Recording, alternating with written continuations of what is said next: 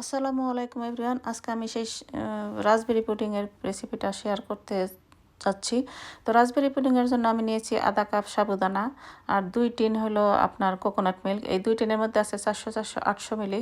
তো আমি গরুর দুধ দিব আর ডাবল অর্থাৎ 1600 মিলি। আপনি 2 লিটার পর্যন্ত দিতে পারবেন। দিয়ে আমি 5-6টা এলাচ দেবো এর মধ্যে।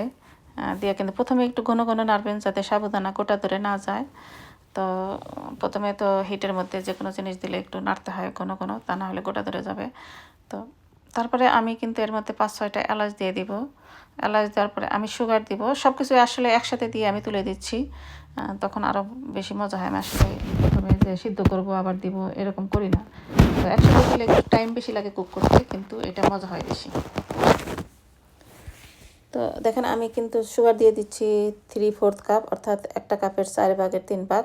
কারণ সুগার একটু কম লাগে, যাতে কোকোনাট একটু মিষ্টি আছে অন্য পুডিংয়ের চাইতে, অর্থাৎ রাইস পুডিংয়ের চাইতে। তারপরে আমি এই যে দেখেন আমি 5-6টা সাদা এলাচ দিয়ে দিছি। তো রান্নার মাঝামাঝি প্রায় আমি চলে আসছি এখন। তো এখন আমি একটু দিয়ে দিচ্ছি ভ্যানিলা এসেন্স। ভ্যানিলা এসেন্স কিন্তু আপনি বেশি দিবেন না, অল্প কয়েক ফোঁটা দিবেন, যাতে ভ্যানিলা ফ্লেভার না থাকে, শুধু যে সাবুদানার যে একটা গন্ধ আছে সেটা যাতে না থাকে।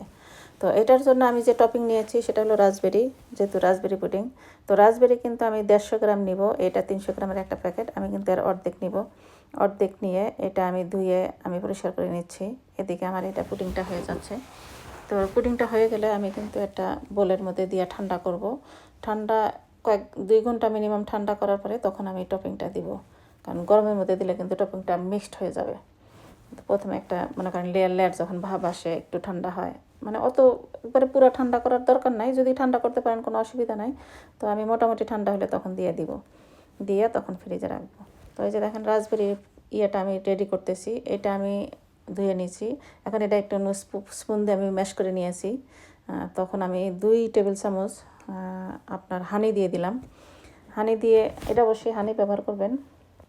আর টপিংটা কিন্তু অবশ্যই ফ্রোজেন রাসবেরি নিতে হবে, ফ্রেশটা দিয়ে কিন্তু মজা হবে না। ফ্রেশটা আলাদা একটা ফ্লেভার থাকে, এটা দিয়ে হয় না। এটা আমি দেখছি ফ্রেশটা দিয়ে মজা লাগে না, অবশ্যই ফ্রোজেনটা ব্যবহার করতে হবে। তো যাই হোক দেখেন আমার হয়ে গেছে। এখন আমি ফ্রিজে রেখে দিব কয়েক ঘন্টা। তারপরে যখন এটা পরিবেশন করব, আসলে সবাই এটা পছন্দ করে। আমি যাদের দিয়েছি সবাই বলছে ও রিফ্রেশিং।